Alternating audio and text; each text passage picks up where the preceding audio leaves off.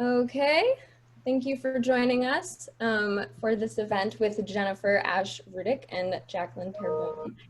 Just a few Zoom housekeeping details before we get started. You are muted and you will remain muted throughout the duration of the event. For optimal viewing, you can go up to the right-hand corner of your screen and use the speaker view so that the author who's speaking is highlighted on your screen.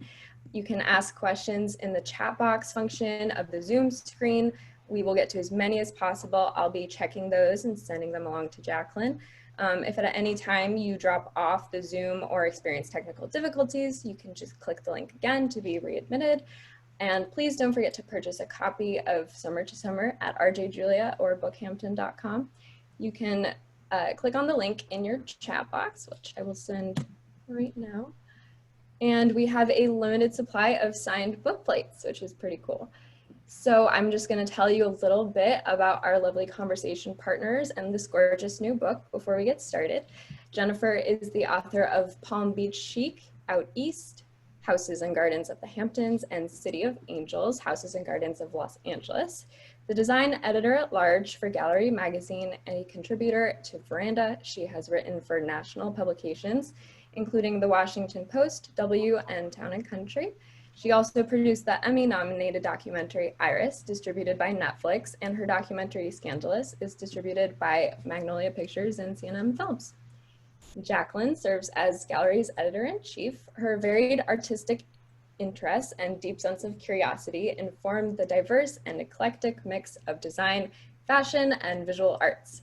In addition to being a member of BAFTA and the James Beard Foundation, she recently completed a book of design tips for the home with Jeffrey Billhuber for Rizzoli, entitled Everyday Decorating. Prior to her work at Gallery, she held positions at Architectural Digest, Gourmet, and Martha Stewart Living.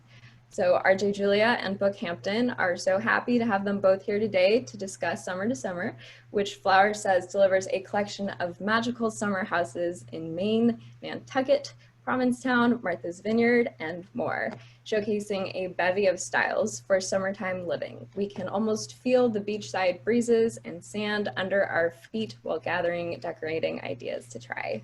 So I'll let you two get started. Fantastic. Thank you so much for that introduction, and thank you for listing all of Jennifer's accomplishments, because I'm always scared when I introduce her that I'm going to have to list them all and miss one, because there's so many and so many great books. It's really quite incredible, Jennifer.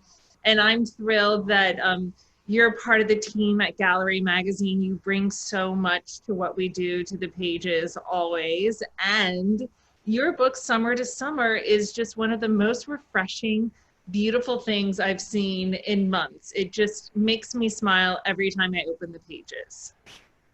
Thank you, Jackie. And, you know, right back at you. It's been such a joy to work at Gallery Magazine. I just love it. And it's been such a unique voice within all the design magazines, the way you mix art and lifestyle and cooking and the fabulous jewelry and travel. And it has a singular voice. Well, thank you. And it's always the best of the best. Well, thank you so much. And you know that that spectacular vision comes from Lisa Cohen, who you're good friends with, and she's our founder. And you know, she believes in art and design and living artfully more than anyone that either of us know, I'm sure. So right. She does it well. She's a living example. But your book, Summer to Summer, is just filled with the best of summer houses. I feel like it gives you a true sense of how many different ways people can live and how you can enjoy summer in a very personal way, however that expression is to you. And in the book, I think there's so many fantastic houses in the Hamptons that give you a different sense of all the different options and variations of stylish and artful living there are in the Hamptons. You know, what was one of your favorites in this book? Well, you know, it is like, you know, the cliche, picking a favorite child. And I think the thing about these houses and how I choose them is when I walk into them, I say, oh my gosh, I'm starting over. This is how I want to live. Totally. And obviously I can't live like, you know, like almost any in any of these houses, but you know, they're all in their element and they're all perfect reflections of their owners. So they're very personal houses, and I think that really comes through. And so they all look, um, you know, in my mind, they're perfect reflections of where they are as well. I think you and I have talked about, there's a saying in French, it's something is en jeu, which means it's in its element. And that's what I really look for. And I thought, you know, maybe I would take you through a couple of houses that are actually out in East Hampton, because that's where Bookhamptons is. So Perfect. And I love that there are houses in East Hampton in the book that are so different in their point of view, but they could just be, you know, down the street, a few blocks away from each other. It's fantastic. And they are, which is so incredible, because let's start though with one of everybody's favorites, of course, is David Neto. And I don't know if everyone here knows David Neto, but he is, he's a polymath. So he's an incredible decorator. At one point he had like a children's furniture line. He's an incredible writer. He's a historian, and he's really found his voice. He's found a way to merge all of his interest in decorating. Mm-hmm. And he's one of these people who elevates decorating to an art level, I would say. And you realize like how he really understands the way people live, and you realize that it really, you know, how important your surroundings can be. So here is, his house is set in, however, all of that said, David does not take himself too seriously.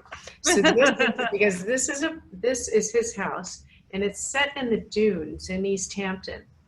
And he found it by Googling least expensive house in the East End on the beach. And he Googled that, and he came up with this hectagon house that was set in the dunes, and, you know, holes in the floor, holes in the roof, the whole thing. But he loved it, and he bought it without, he lives in LA, and he bought it without showing his wife or his daughter. Oh my God. Yeah, and they lived in it like that for years, because his wife and his daughter both are surfers, and, you know, David could care less, even though, you know, the shoemaker's daughter never has shoes. So he was very happy living in it like that, because he wasn't there often. He's always working.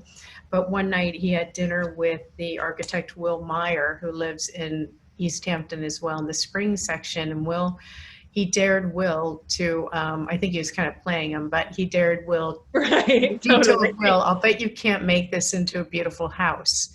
And Will said, I'll bet you I can. And so they made it look, it was a hectagon. So they kind of addressed it as if it was a tent, and they made the interiors this is actually all one big room, the kitchen, the fireplace, all looking out onto the ocean. They decided not to take down the house, even though it was really, really in sore disrepair. But otherwise you couldn't rebuild it in the dunes, and they didn't want to move the house. This is David's home office. It's just so fresh and so relaxed, but still there's a crispness to it. You can see the intelligence, but it's just, you know, you feel like you're at home barefoot there. Completely. And I mean, you can flop down anywhere, but, you know, he took advantage of every single opportunity. For example, there's a tiny little hallway where all the bedrooms are off this tiny little hallway that you literally couldn't swing a cat in. And so he did this, and he made the doors bright. You know, each child has a bright, well, actually the door in the middle is a guest room, and the orange door is one daughter's, and the yellow door is another daughter's, and they each have their own bedrooms right there. But it's a tiny little entrance hall, but it packs such a punch. And such a moment for creativity, you know, seeing the opportunity where someone else might be like, well, I don't know, we'll ignore this part and hope people walk on. But he created such a moment of personality out of it. And it makes me look at my own house differently, because I think, you know, a door is an opportunity, right? Yeah. So after seeing this, I actually went home and painted my front door like a really poppy bright blue. And I got, what is it called? The paint that is super shiny, high gloss paint. Mhm. And I'm telling you, when everybody who walks up to my house, they're like, "Oh my God, I love your door. What color is that door? Where'd you get that color?" So you can really you can bring life to almost anything. But I just have to show you this. This is a master bedroom on the top floor. And he didn't have room to put a bathroom in there because there were too many windows and there was really no wall for a bathroom. So he put the tub in the bedroom. So So great. It becomes the moment, and before it was a problem, but now it's like the you're right. genius of it. I love it. Yeah. So, okay. Now But let's go to the exact opposite, right? well, Aaron before Lauder. we leave that one, I just want to tell you, I talked to the architect that he worked with and his friend Will Meyer last Okay. week, and he said how much he loves these photos, that he feels like they truly capture the soul, the inspiration, everything about that house so well. So kudos Oh. to you and Tria for doing such a beautiful job on that. To have the architect really appreciate it, I mean so much. That means so much to hear, because really this house has been shot a couple of times and you always want to capture the essence of it. And I really don't know how photographers make that magic happen from Mm-hmm. a photo that I would take on my iPhone that definitely represents the place but doesn't give that atmospheric, feeling. And Tria got that everywhere. Nailed it. It's magic. And I think Erin Lauder, you have to think her house has been photographed more than a few times too, and Iconic. It she really loves is. it. And she loved these photos so much. She's been Oh, posting them, and she's been so kind. But here it is. Now this was originally Estee Lauder's house, and Estee Lauder, she's such a great woman. She's really, I don't think she would have called herself a feminist, but she really was. She thought her own way. She started her own company. Her husband was a chemist, and he was the one mixing all the makeup and the scents and the balms and emollients and everything. And she sold them. She wasn't allowed to sell in Bloomingdale's because they wouldn't allow her into the store, because she's Jewish. So she sold them out on the sidewalk. And then she started wow. selling them door to door. And eventually, of course, Bloomingdale's was dying to have her in the store. But she was a real worker and a real leader. But she did only like to live one way, and it was rather formally. So even though was a beach house, this is her beach house in East Hampton, and you can see, the columns, and it's quite beautiful. That's Erin's little dog. So Erin spent a lot of time there as a child, and her parents had a house nearby, and she would go to her spend the night with her grandmothers, and she and her sister could walk down the street and spend the night here. And one of Estee Lauder's favorite things to do, if any of you are out in East Hampton or that area, was to go to Candy Kitchen and get Frankfurters for dinner. So they would do that with their grandmother and get hot dogs and milkshakes. So summertime, right? Isn't it? Yeah, Right. and take that long walk and the long walk back, and it's a crisp white and blue, but it's not informal. You can see very informal, like kind of canvassy white and blue. This is kind Right. of very buttoned up, but it is very welcoming and pretty. And this room is pretty much the same as it was when Estee had it. And as you know, Jackie, Mark Hampton first decorated it for Estee Lauder, and then Erin kind of spruced it up a little. She added this big eating kitchen. I mean, Estee would not have spent time in the kitchen. No. But for Erin. But now we do. Oh, that's so beautiful. All that white is so crisp and refreshing, and isn't it nice? Yeah. And they all live in the kitchen, and right off of the kitchen, though, this family room is really something, though. It's surprising to see. This will surprise you when you see it, that this is off the kitchen, but I promise you it works. That's the family room. Oh, I just love that room. I think it's so spectacular. It would be a dream to have pattern on pattern like that. Isn't it beautiful? Yeah, and those are Tina Barney photographs of Erin and her little sister. Incredible. Yeah, it's beautiful. And the garden is just everywhere. I mean, but here, this is, I want to take you to Este's bedroom, which was not changed. So this is Este's bedroom.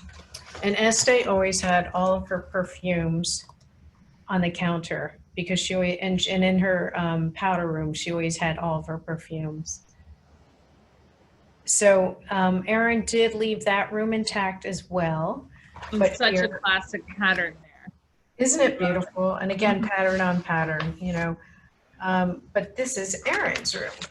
She wanted something that would be, feminine but masculine at the same time. So she picked a very kind of elaborate pattern, but in brown for her husband. Just beautiful though. Okay, so, and, we have to show you the pool area. Now, Erin is very much like Este in that she absolutely loves to, she loves to work. She loves to work. She's a natural. She loves beautiful things. She loves to share them, and her way of sharing them, and of course, is to have her stores, and she has pop-up shops all the time. So she will have pop-up shops back in this little pool area. Isn't that beautiful? So lovely. Her pool house, yeah, it's so nice. Such a great photo. And that's when, she's a real supporter of other women. So if other women are trying out, they're making dresses or, sandals or whatever, she'll have them in, and then she'll just lay everybody's things out and sell them right there. It's fantastic. Okay. One more house in East Hampton. Now again, so I think the one you're showing us is going to show us a completely different point of view. Completely, again, a mile down the road. Yeah. And it just seems right with these owners. So this is it's by Michael Haverland, who Michael is a rather well-known architect, but he I guess he's well-known in design circles, but he does kind of operate under the radar, wouldn't you say, Jackie?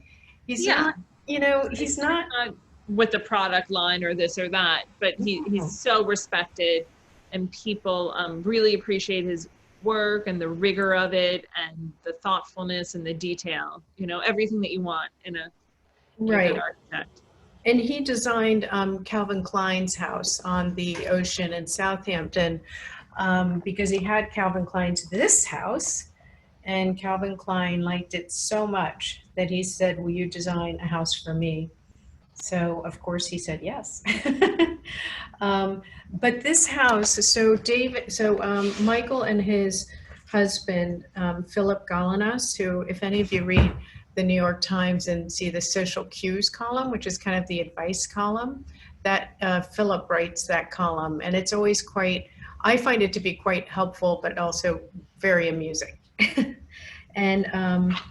And Philip has been collecting art since he was young, and he has some beautiful artwork here, some by Cindy Sherman. And he got this bench I'm going to show you by Jennifer Bartlett as a college graduation gift from his mother. Or no, wow. He graduated from law school. And she gave him this bench because she knew that is really, oh my gosh, it's not in the pictures, so sorry. Okay, well, the Cindy Shermans are in the picture. Here's their dining room. So he wanted a modern house, but he knew that Philip loved his art collection so much. And so he didn't want a completely glass house. He wanted a place for Philip to be able to display his art. So collectors need walls. Yeah, he needed walls. He couldn't have just a glass house. And he wanted, and they like curtains. They like things. So, it takes a certain discipline to live in a very all white modern house. So although this is very contemporary, this is the kitchen, and he took Audubon prints and had them remade and put them all over the kitchen counters and the kitchen cabinets of birds. It's so inspired and so unexpected in a house with that type of architecture. It brings so much to the space to warm it up, and it's beautiful. And if you look at the door right here, I think it's interesting. He put a little bamboo for grass and then bamboo right there because he had very little property right there because he put the house up to the edge as far back as he could on the property. And it gives a sense that the property goes on and on when you have a little Uh-huh. grass and then a big bamboo forest, because, but really it's maybe 20 feet. I love So I think that was quite clever. So Jackie, but I do want to mention, Michael also did David Sally, the artist's house. And I think, one of gallery, so of course, I would say unique offerings is you cover artists so well. And we get a peek inside artists' residences and their studios, which is really, I think that to see the world through an artist's eyes and all the access the gallery presents, it's just so unique. And here's David Sally's actually I have it right here. Wait, David. I have it too. Of course. I have it. It's my turn to show and tell. Okay, you show. So can you show David So this Sally's? is the summer issue, and we have David Sally in his studio there in East Hampton, and with that huge doorway that lets him bring artwork in and out. And this is one of those unexpected things because we had planned to shoot him. He also has a studio in Brooklyn. Okay. And then, right. Everything shut down with COVID. We couldn't shoot. And, his space is so large there. And he was out in the Hamptons. And he's like, okay, you can send a photographer here to shoot. So it worked out really beautifully. And it's such a special space. And we, saw what he was working on in the moment. So it was great to visit him there and hear what he's doing, because his career just doesn't stop.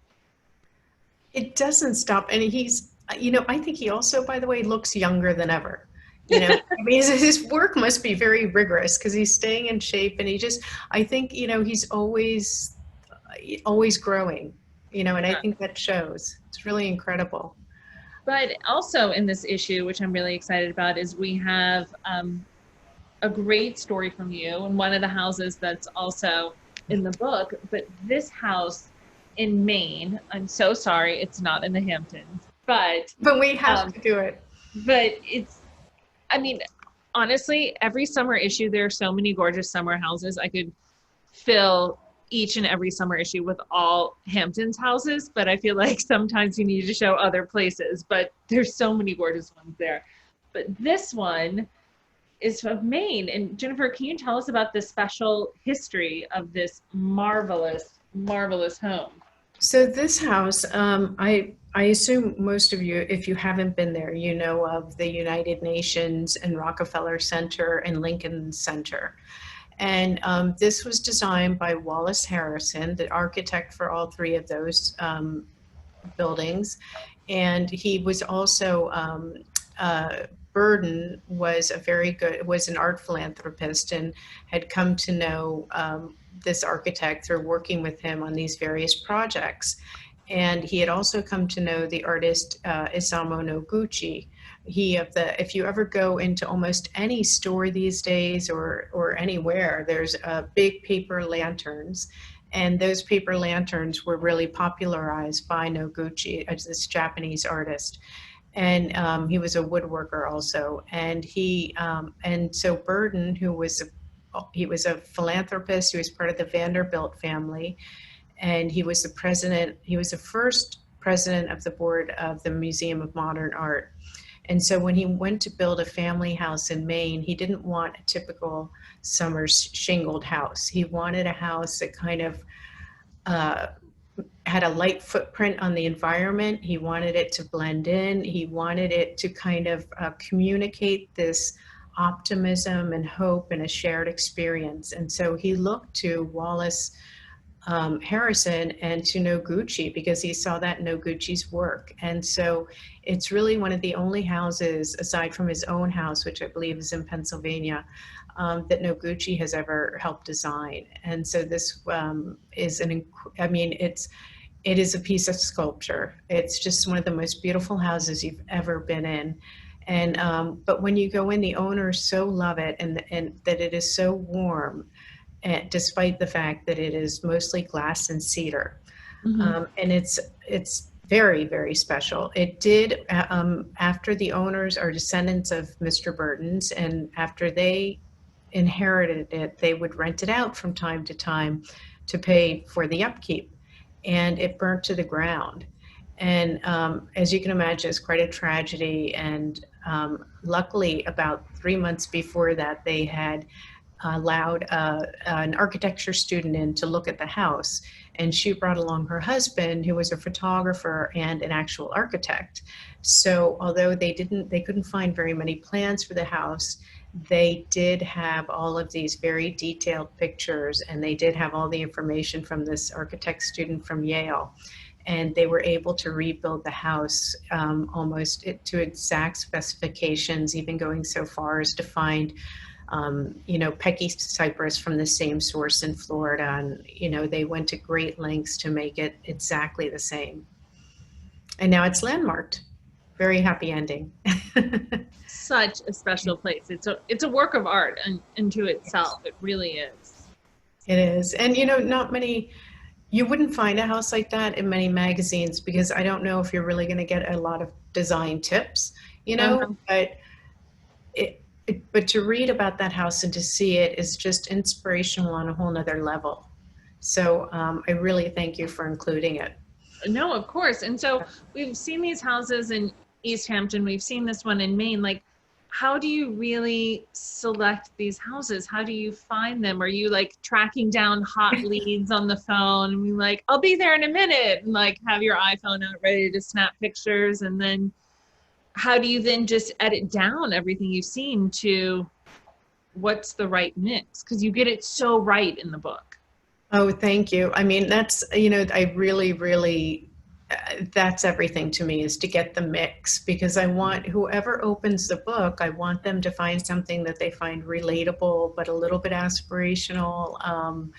And I want it, and I also want it to be a kind of a microcosm of humanity. All different people live all different ways, and they're all valid. And so I really like to show the validity of each way to live. So I like to think it's the best of the best, but it is also not quite studied, whereas, some of the, there are towels thrown over chairs and whatnot. But how do I do it? I have, Jackie, I know this is how you operate too. It has to be. But, eventually, people who you trust their eye, and they say, oh my gosh, I was at this amazing house, you must see it. Mm-hmm. And there are many times where you get false leads, but it's all about diplomacy, because just because it won't fit in the book, or if you find a house it won't fit into a magazine, it doesn't mean that it's not a fantastic house. It's just all about the mix. And I think people really understand that. And then there are those houses that people, like there's this house in the end of the book. I just have to show it to you, because there's really nothing like this either. And it's a house on a private island in Maine. And as you can imagine, people build houses on private islands because they don't want people there. So although she does bring in her friends, but they want privacy, and they're private people. And, as you get around, people start to trust that you are going to celebrate their house, and that you're going to show it in the right way. And what I really love to do is write a portrait of each person as told through their house, because houses really are autobiographical. And I think that's what your magazine does as well. You really want to capture the spirit of the place.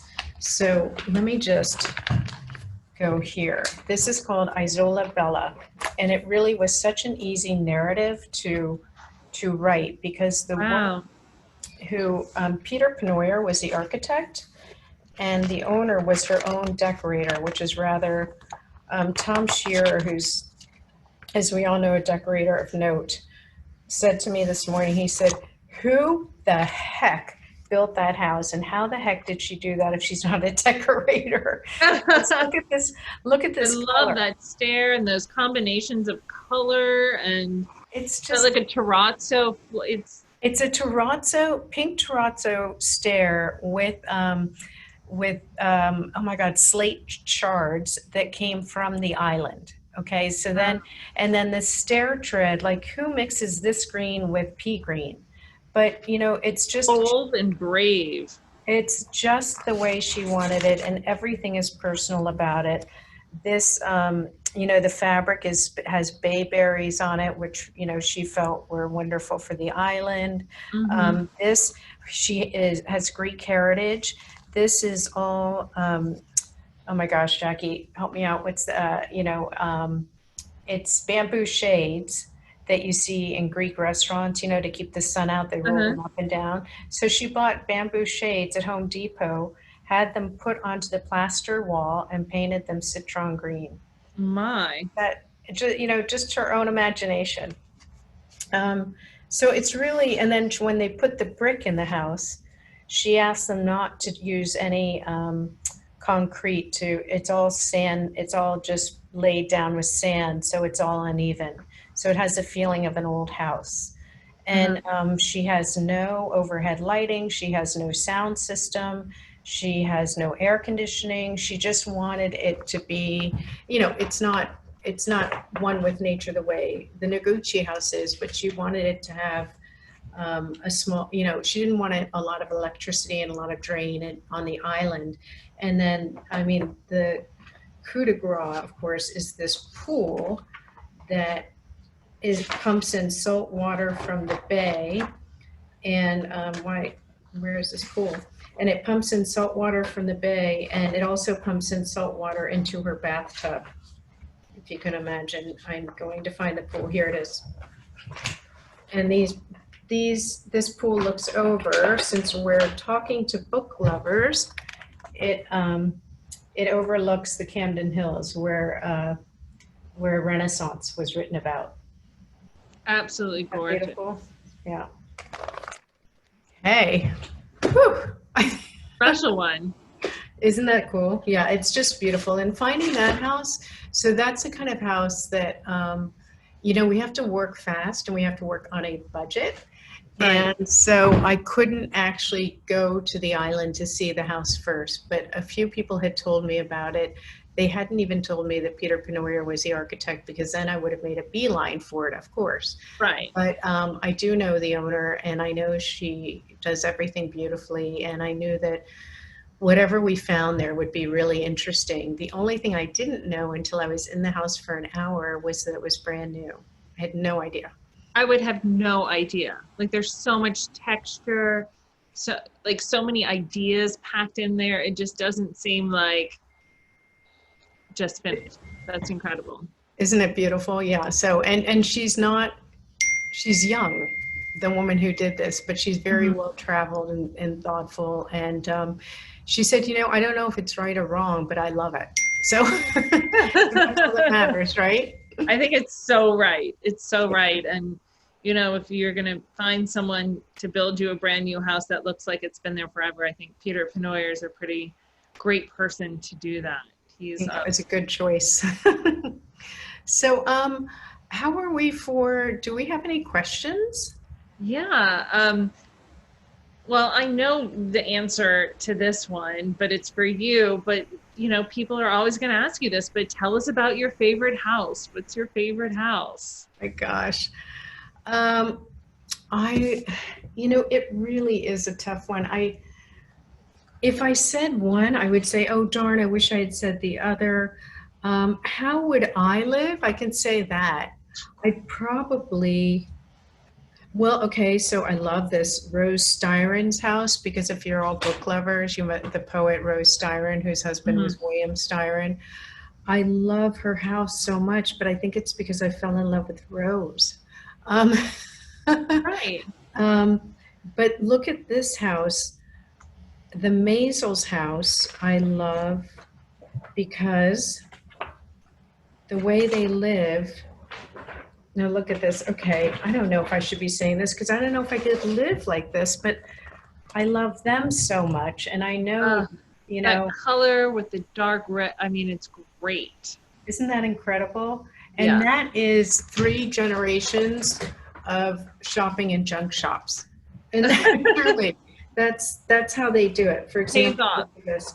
This is a great grandmother's school trunk, camp trunk, and someone built the bookshelves, and that's how they are. But you know what? I think I'd have to live in the Tom Shearer house. Okay, here we go. What do you think, Jackie? The Tom Shearer one is pretty great. Like it. Okay. I mean, look at this bedroom. And Tom said he plans these bedrooms so you kind of wake up with your nose to the screen so that you have, look at this. Oh, so beautiful. Can you see that? Yeah. Okay. It's great. So And I you love wake that up, trim on the curtain, and you look up and you see the lighthouse, and that's in Nantucket. And I will now show you the living room, which is just, I could imagine just having my whole family over there. well, that's It what would be that a house great needs. room to have your dysfunctional family argue in, wouldn't it be? Look. Yeah. But it has that idea of like a family coming together there. You feel that in Yeah. all the rooms in that whole chapter, like generations and viewpoints, but everyone Mhm. gathering. Absolutely. Okay, so there's that question. That answer is gonna give me nightmares that I didn't mention every other house, but let's move on. Okay, that's like your answer for today, but you can totally change that answer tomorrow. Okay. And that said, like there's so many great ideas, just the last houses that you showed us, the one that Peter Penoyer did, the one that Tom Shearer did. Like while you were working on this book, are you ever like picking up details and then bringing those home? Are you incorporating those into your own? Absolutely. I do it all the time. For example, when I saw David Neto's house, I painted my front door bright blue. There was a book, the book I did called Out East is, it's not from this book, but it was a house, again, in East Hampton by Mrs. Rain, and the house was owned by Mrs. Rayner. And she paints all of her outdoor furniture this very beautiful kind of mossy green. And so I came home and painted all of my outdoor furniture this mossy green. And it's really interesting because they call it Mrs. Rayner Green if you go to the East Hampton paint store now. So you can just tell them that's what you want and they'll know. I don't live there, so I went and tried to make this green, and I did it in the early spring when the skies are a little more overcast.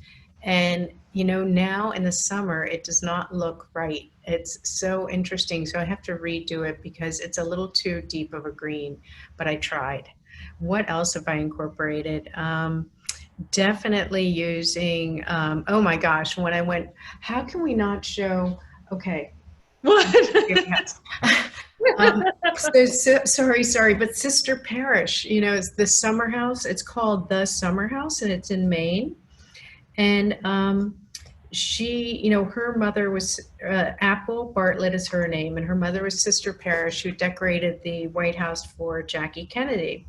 And she had this wonderful summer house in Maine, and she uses quilts for tablecloths. She uses, tablecloths as bedspreads. She just looks at everything as fabric, and she puts it wherever she wants. And the other idea that I got from her is she uses lettuce. This is going to sound really strange, but she uses lettuce in flower arrangements. And it looks so good, like whole head. Why not? I know, why not? But she said, you know what? When you live in Maine, you have to make do. And Right. he does. So if I can find this darn house, I will show you, and you'll love it. Here she is. But it's just, I remember when I started this book, Jackie, I said, if there's one house I really have to get into, it's called Summer House. It's, Sister Parish's Summer House is kind of mecca for we people in design, because Sister Parish did reign over 3 generations of design. And she influenced and taught so many people who are still working today, like that lives on in so many great decorators. I mean, Mario Boada, who's, I'm sorry, no longer living, but you know, she trained so many people and he trained so many people. And here is, now she didn't use the lettuce. The lettuce is in this. If you look very closely, tell Now, me. is it romaine? Is it iceberg? Is It's it definitely not iceberg. What It's are we like using? romaine. I'm trying to see, I'm trying to get it in there. Can you see that little flower arrangement? Yeah. There's lettuce in there. Okay, I might do that tonight. Why not? You can eat it, you can decorate with it. And she just, here's her, and then she paints everything, of course, you know that. And I started painting things. I painted the tread of my stairs. The other thing I did, so when I came home from one house, I'm trying to think of which house it was. I think it was Fiona Drummond's house. I painted my entrance hall pale purple. And I love it. You know, I did it myself when my husband wasn't there. And he loves it. I mean, he would, but if I had said, oh, honey, I want to paint the entrance all pale purple, he might have been like, oh, you're going to be sorry you did that. But I did it and everybody loves it. And so another question someone has is, there a single design mantra or principle that you swear by? Oh, Jackie, I passed that to you. Oh, you do? I do. Okay, I'll take a stab at it, but then can you? Because this is really up your alley. You're really the design expert. Okay. But I would say be true to yourself. You know, when Iris has this saying, Iris Apfel, this 99-year-old woman who I did this documentary about, and she said, too many people buy clothes for a life they don't have. And it's so true. You know, I look at a dress and I want to buy this dress for a life I want to have or I dream of having. And I'm ignoring the wonderful life that I have and not buying clothes for it. So I feel like with decorating, it's the same thing. Like, you know, I used to stuff my grandmother's quilts in the back closet, for example. And now I bring them out and I celebrate them. And maybe I'll make pillows out of them if they're too ratty-tatty or something, you know, but to, and just trust your gut, because something might not look completely right, but if you really love it, it will not look wrong. Right. Yeah. I mean, I think for me, and I just absorbed so much of this when I worked with Jeffrey Billhuber on his book, was about things being the right height and the right size and the right distance apart. And what a difference that makes when you have the chair and there's enough space in between, and then it's the right distance from the cocktail table. Like all of these in the cocktail height versus the chair height or dining height, like all of these measurements. And maybe that's like the control freak Virgo in me that like wants the proportions and everything, but it's more pleasing to the eye and it's more comfortable, and it's not like something fun like every room should have something pink in it, but right. It is something that makes such a difference, but it's not the fun part of decorating. But it is true, you know, you want function, and function will lead you to beauty. You know, if you sit down, you want a place to put your drink, right? Always. And you want a place. I have one little rule. It's like an old rule, but it is a good one. For example, your dining room should seat the same number of people that your house can sleep, or at least, so it may be a few more, because not everyone who eats at your house hopefully is going to sleep at your house, but it should seat at least that many people, right? Your seating area, like if you're going to have cocktails or something, and not everyone has a dining room, I understand, and maybe people don't even want to live that way, but you should have enough places for people to sit to eat. As you know, like you shouldn't be able to seat. You shouldn't be able to sleep 30 people and then seat 10 for dinner. Right. Right. That So makes sense. your house I don't know if people would really think about it like that. Yeah, and the same So if in your true. living room, you should be able to seat enough people, have enough seats around. If you're having people over for dinner, even if they're going to be on the back porch, whatever, look around, be sure you have enough places for people to sit for a drink first before they go to dinner. Yeah, room and board, both. Room and board, you got it.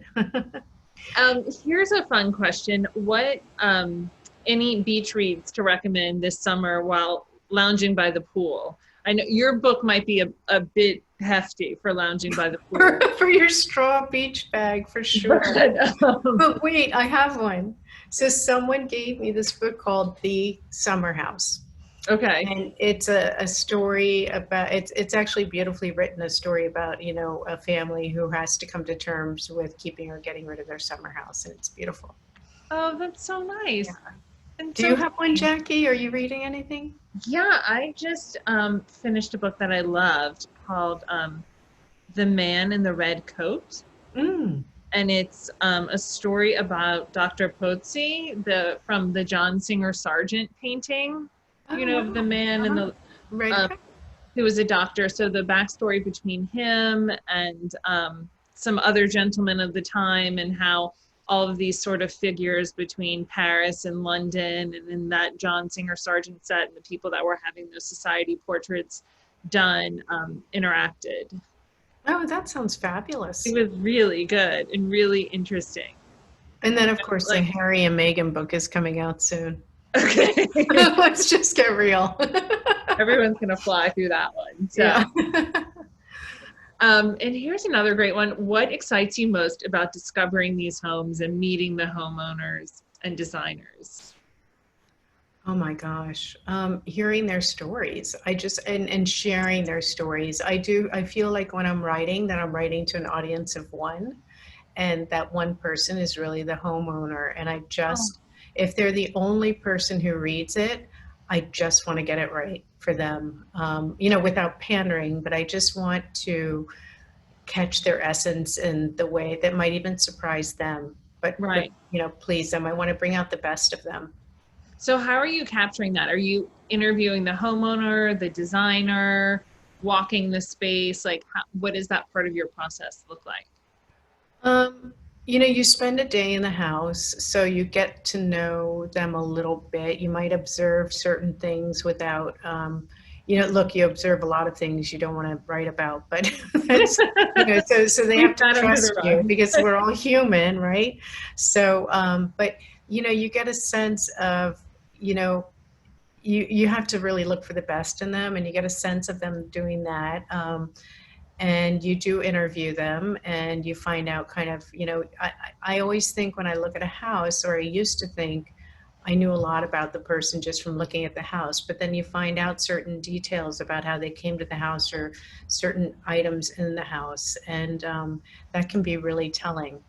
But sometimes, you know, you're under the gun and the owner lives in California and you have to write it, and you've never, maybe, you know, you've been to the house, but you weren't there with the owner, and you have to do a phone interview. That can actually be quite effective too. You know, you can get there. It's not as easy, but you can get there with a phone interview. That's great. Well, I think that you captured all of the houses so beautifully, and the pictures are phenomenal, but you really do such a great job of bringing the stories to life. I know a lot of people like to look at the photos, but the stories are just as warm and wonderful and add a really special dimension to each of them. Thank you so much. So those are all the questions. They were such good questions. Thank you, everybody. They really were thoughtful and interesting questions. They were, and I'm going to read The Summer House now. Oh, it's really nice, and I'm just so honored that you guys would come on a you know, summer day and be here. It's really, really nice. Oh, and another great poolside read is probably the summer issue of Gallery. Oh, hello. Just in case. That fits in a beach bag, right? No, you definitely fits in a beach bag. The writing in Gallery is top notch. I have to say, everything about that magazine is just, you know, it's just a class act. It really is. Oh, thank you. I always learn something. Well, good. That's what we set out to do. I want every story to be one that you want to read the whole thing, you want to learn more, that it piques your interest, that it shows you something you haven't seen before, exposes you to something new. And it's one of the greatest compliments when I run into someone and they're like, oh, I have the new issue, I'm about halfway through. Because for me, that just means like, they're not like da da da. They're really reading it and absorbing it and soaking it in. So, and because many of the stories, you're a part of that too. So thank you, Jennifer. Yeah, no, it's just beautiful, and it always makes me look at things a little bit differently. So I appreciate that. And by the way, if I don't want to embarrass you by but there is a column on Gallery Digital about I just was so impressed with how everybody's been handling COVID and being stuck inside. And when you couldn't naturally shoot everything, and you started this column like falling in love with my house again. And Jackie interviewed a lot of designers and said, what are you enjoying about being stuck at home, and trying to get people to look at it in a positive way despite all the sadness around us. And those were so uplifting and beautiful. I just absolutely love those. And I don't know, most of those are on the digital, I believe. They're all digital, and I do about one a week, and every story is different. Every house is very personal, but there is some overlap in people finding creativity and enjoying cooking and being at home. And just this week we have Stephen Alesh and Robin Standifer from Roman and Williams and their house in Montauk. And, what a creative laboratory that is for the two of them, and how they're still working very hard out there, but also using everything about being in the Hamptons and being out there to inspire their process. So it's a good read. Check it out. It's inspiring to hear how people reconnect with their, you start appreciating what's right in front of you. It's really, really nice. Yeah. So we have lots of great Hamptons ones packed into there, from Randy Kemper and Tony Ingrao and their great garden, and David Kleinberg. So some good Hamptons reading too. Great. Thank you. Thank you. Thank you, everybody, for coming. I know. And thank you, Bookhampton. Yes. Thank you. Thank you. Thank you guys so much. That was so great. I loved getting to actually look at the pages. It was one of the nice things about, even though we're far apart, I can still see you holding it up on the screen. It's such a gorgeous book. Thank you. I have to mention that if you do buy it at Bookhampton, $20 from every book goes to World Central Kitchen, which is, I think they've since COVID has started, they've fed 8 million people, I believe. It's it's an amazing organization. They're all over the country. And I have the link down here because I know that there are people in the audience who are just raring to buy this book now. Yeah. And I think that's about it. You'll get a free signed book plate as well if you purchase. It'll have a signature on it from Jennifer and everything. But thank you all so much for attending. Thank you for joining RJ Julia and Bookhampton. And thank you, Jennifer and Jacqueline, too. Great. Thank you for having us. Okay. Bye, everybody. Thanks.